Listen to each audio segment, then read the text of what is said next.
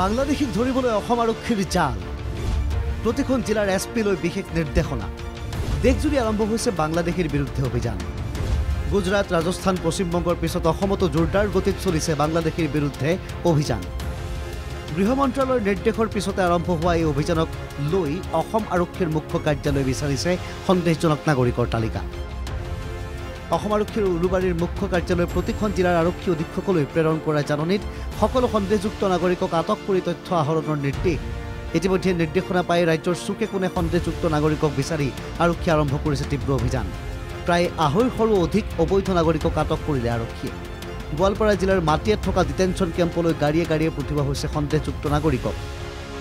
বাংলাদেশী নাগৰিক বুলি চিনাক্ত হোৱা লোকক গাড়ীত উঠাই নি সীমান্ত পাৰ কৰাই দিয়া হৈছে বহু বাংলাদেশী নাগৰিকক পূৰ্বতকৈ বাংলাদেশী বিচাৰি অভিযান অধিক তীব্ৰতৰ কৰিছে আৰক্ষীয়ে ধুবুৰী আদাবাৰী আলমগঞ্জ বিলাসীপাৰা আদি অঞ্চলত অভিযান চলাই আৰক্ষীয়ে আটক কৰিছে 22জনকৈ সন্দেহযুক্ত বাংলাদেশী